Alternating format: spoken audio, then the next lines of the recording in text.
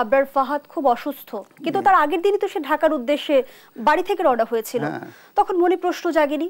না, এটা ওই ৬ তারিখে রওনা দিয়েছে না, ৬ তারিখে দিবাগত রাতে রাত, মানে এটা ৭ তারিখে ভোর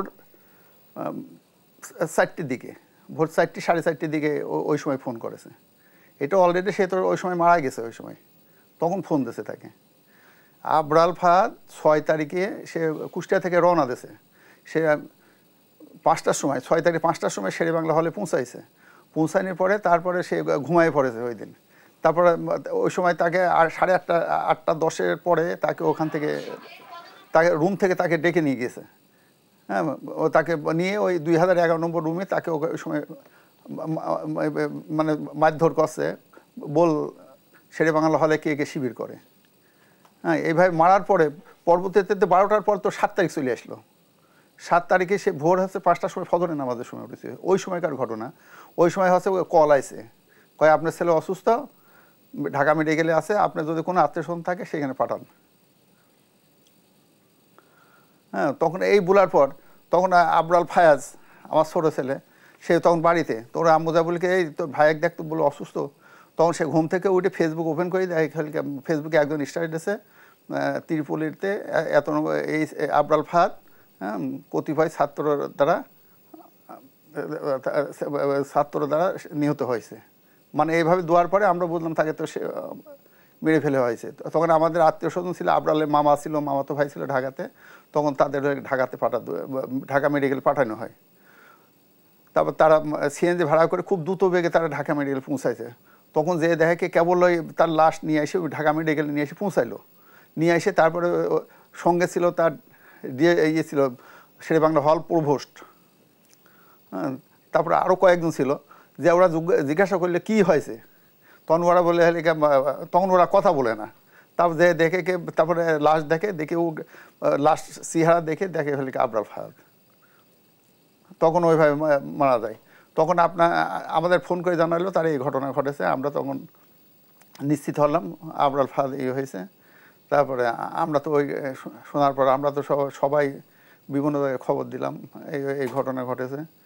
তখন আমরা ওর আম্মু তো মানে খুব মানে এটা তো বলা যাবে না, তখন তো আমাদের অবস্থা খুবই খারাপ। হ্যাঁ, তখন কী করা যাবে, বিভিন্ন আমরা ব্যস্ত থাকলাম। হ্যাঁ, দেওয়ার পরে তারপর লাস্টে এখন আমাকে বলছে, তখন এখান থেকে পুলিশ আবার পুলিশের সাথে কথা হচ্ছে, পুলিশ বলতেছে কি আবরাল ফাহাদের বাবা ঢাকাতে আসতে হবে, না হলে পর কেস করা যাবে না, সে এসে কেস করতে হবে।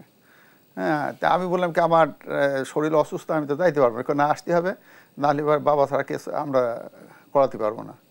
হ্যাঁ, যাই হোক, পরবর্তীতে আমরা প্রথমে টেলিভিশনের হেডলাইনে দেখাচ্ছে লেখায় শিবির কর্মী সন্দেহে আবরাল ফাহাদ, বুয়েট ছাত্র আবরাল ফাহাদকে হত্যা করা হয়েছে, এইভাবে হেডলাইন দেখাচ্ছে। কিন্তু আবরাল ফাহাদ তো কোনো সময় শিবির করে নাই, কোনো দলের সাথে যুক্ত ছিল না, কিন্তু এইভাবে নিউজ হচ্ছে। পরবর্তীতে আমাদের আত্মীয়স্বজন যারা ছিল, সে তো কোনো দল করতে না, কীভাবে আপনারা দেখছেন এটা নিউজ। পরবর্তীতে তারা দেখলো ছাত্রলীগ এই কাজটা করেছে, পরে তারা দেখলো না সে কোনো দলের সাথে যুক্ত না থাকাতে তখন তারা আবার ওই খবরটা চেঞ্জ করে দেয়, কতিপয় ছাত্রলীগ করতে নিহত হয়। তারপর অলরেডি আমরা ওই সময় 8:30 দিয়ে কুষ্টিয়া থেকে রওনা দিলাম ঢাকার উদ্দেশ্যে রওনা দিয়ে আমরা 4টির সময় হচ্ছে শেরেবাংলা হলে পৌঁছাই। তখন ছেলে পেলে প্রভোস্ট রুম ঘেরোয়া করেছে, মানে টেলিভিশনের ফুটেজ নেওয়ার জন্যে, ভিডিও যে ফুটেজ ছিল ওই ফুটেজ নেওয়ার জন্য। কিন্তু পুলিশ কর্তৃপক্ষ যারা ছিল তারা ভিডিও ফুটেজ দেবে না। তা আমাদের বোঝাচ্ছে না এটা দিলে পারে ছেলেপেলে নষ্ট করে ফেলবে, তাহলে মামলা আলামত নষ্ট হয়ে যাবে, এটা দেওয়া যাবে না। মানে এইভাবে হলে বিভিন্ন অজুহাত করে তারা এইভাবে বলছে। কিন্তু ছেলেপেলে তাদের তালা মারি রেখেছে, যাতে আমাদের না দিলে আপনাদের আমরা বের হতে দেবো না।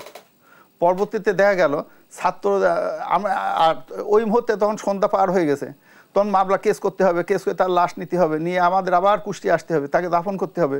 বিভিন্ন ইয়েতে আমাদের কেস করানোর জন্য আমাদের লালবাগ থানাতে নিয়ে গেল, চকবাজার থানাতে আমাদের নিয়ে গেল কেস করার জন্য। আমরা কেস করলাম, কিন্তু ছাত্ররা তারও পিছুপা হয়ে নিয়েছে। ছাত্ররা তখন তাদের ভিডিও ফুটেজ জন্য খুব চাপাচাপি করতেছে, না দিলে আপনাদের বের হতে দেবো না, আমরা কোনো মতোই এটা আপনাদের বের করতে দেবো না। তাই যাই হোক, পরে আমরা ওইখানে আমরা কেস লেখা হইলো, যেগুলি ভিডিও ফুটেজ দেখে চিনা গেছিল।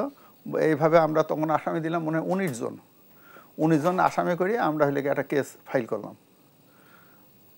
পরবর্তীতে কিছুক্ষণ পর আমরা দেখলাম হচ্ছে এটা মানে কর্তৃপক্ষের হলে এটা ভিডিও ফুটেজ দিতে বাধ্য হয়েছে। ছেলেদের কাছে ভিডিও ফুটেজ যখন তারা ছাড়ি নাই, ভিডিও ফুটেজ দেওয়ার পরে তখন বিভিন্ন চ্যানেলের মাধ্যমে দেখাতে লাগবে কীভাবে মারা গেছে, আবরার ফাহাদে কীভাবে ডেকে নিয়ে গেছে, কীভাবে হত্যা করা হয়েছে।